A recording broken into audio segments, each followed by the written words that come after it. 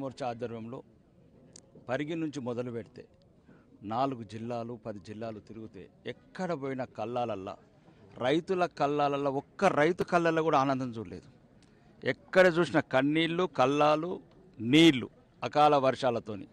ఇంత దుర్మార్గమైన ప్రభుత్వం, అన్ని రకాలుగా వైఫల్యం చెందిన ప్రభుత్వం. ఒక 20 రోజులు ఏప్రిల్లో మొదలుపెట్టింది, మేలో మొదలుపెట్టి 20 రోజులు ఈ ముఖ్యమంత్రికి, మంత్రులకు ఢిల్లీ కల్లాల చుట్టూ తిరుగునంటే ఢిల్లీల చుట్టూ తిరగటము, మంత్రి పదవుల చుట్టూ తిరగటము, కేరళలో ఎన్నికలకు సంచులు కొండపోవటము, ఇక్కడ రైతులకు గన్ని బ్యాగులు ఇవ్వరంటే ఆ గన్ని బ్యాగులలో డబ్బులు కొండపోయి కేరళ రాష్ట్రంలో వంచుడు. ఇది రాష్ట్ర ప్రభుత్వం నిర్వాహకము.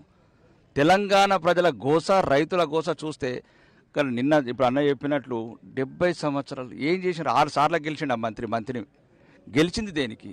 100 సంవత్సరాల వృద్ధురాలని ఉంటే రైతులు అడుగుతున్నారు, అయ్యా ఎన్ని రోజులు వండాలి ఈ కళ్ళాలల్లా, ఎన్ని రోజులు తావాలి? ఇప్పుడు ఒక రైతు అన్నట్లు మా జీవితం అంతా పంట వండించినప్పుడు ఈ బాధ లేదు, కానీ ఇళ్ళకి తీసుకొస్తే జైలు.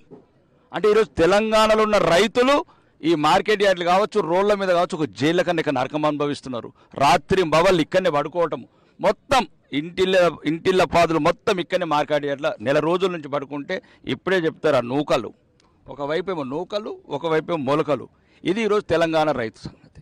ఒక్కటి మాత్రం చెప్తున్నాం ముఖ్యమంత్రి, ఇప్పుడు ఇంకో మేమంటలేము రైతులు అంటున్నాం. ఇంతకుముందు కడెంలో ఒక రైతు అంటుండే ఫుట్బాల్ మ్యాచ్ల మీద ఉన్న ధ్యాస, నీ మనుమడితో ఆడుకున్న ఫుట్బాల్ ధ్యాస కొద్ది రైతుల మీద చూపించండి కనికరం. ఎన్ని రోజులు ఇట్లా మాయ మాటలు చెప్పి, మోసం మాటలు చెప్పి రైతులను మోసం చేస్తారు. రైతులు ఏం అడుగుతలేరు, వాళ్ళు పంట పండించి ఇంటిళ్ళ బాధలు, భార్య పిల్లలు నెలల తరబడి ఇప్పుడు అన్నట్లు పాములతోని ఏగుతున్నాము, తేళ్లతో ఏగుతున్నాము, అర్ధరాత్రి ఏగుతున్నాము, కానీ ఈ కళ్ళకి వచ్చినాక ఏగుతలేము అయ్యా అని ఏడుస్తున్నారు. రాజేంద్ర అన్న అంటున్నారు, అన్న రాజేంద్ర అన్న, మహేష్ అన్న, మీరు సీనియర్ నాయకులు మాకు న్యాయం చేయించండి అన్న ఈ దుర్మార్గం ప్రభుత్వంతోనని. ఇట్లాంటి దుర్మార్గులు రాజ్యం వెళ్ళేటప్పుడు ఇంకా 4 రోజులు వర్షం వస్తుంది, 4-5 రోజులు వర్షాలు వస్తాయి, ఇలా బతికెట్లా?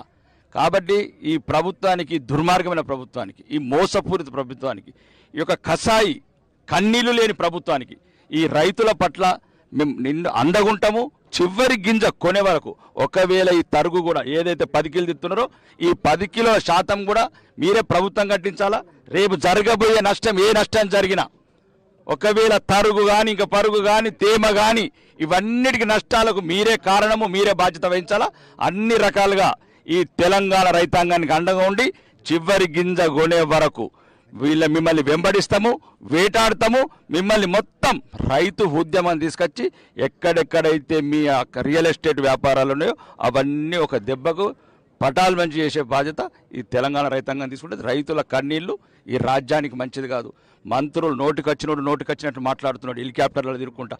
తిరుగునేది ఖానాపూర్ మార్కెట్ యార్డ్ రండి, ఒక్కడన్నా రండి. ఒక ఎమ్మెల్యే రారు, ఒక మంత్రి రారు, సెక్రటరీలో కూర్చుండి, ఏసీ రూమ్లలో కూర్చుండి రైతుల కన్నీళ్లు. ఒక్క మహిళ రైతు ఉదయం 6 గంటల నుంచి వడ్లు ఇటు చూసి అటు కుప్పబోతుంది, అటు ఇటుకుపోతుంది. కళ్ళు లేని కబోదులైనరు. ఎక్కే వరకు, గద్దె ఎక్కే వరకు ఒక మాటలు, గద్దెలు ఎక్కినాక ఒక మాటలు. ఈరోజు తెలంగాణ రైతాంగం ఒక్కటే చెప్తున్నది, మాకేమద్దు, మేము కొన్న అడ్లు కొనండి, మా మక్కలు కొనండి, మా జొన్నలు కొనండి, మేము అన్నిటితో నేగుతున్నాం కానీ మీతో నేగుతలేమని అంటున్నారు. కాబట్టి ఈరోజు ఖబర్దార్ రేవంత్ రెడ్డి, నీ ఆటలు కట్టిపెట్టు. నువ్వు చివరి ముఖ్యమంత్రి అవుతావు ఈ రాష్ట్రానికి. ఒకటే చెప్తున్నాం, ఈ రైతుల పక్షాన నిలబడుతున్నాం. రైతు చివరి గింజ కొనే వరకు అలా అండగా ఉంటాము. ప్రభుత్వం దిగేచ్చే వరకు మెడలు వంచి ప్రతి రైతు గింజ కొనిపించే విధంగా ఏర్పాటు చేస్తాం. ధన్యవాదాలు.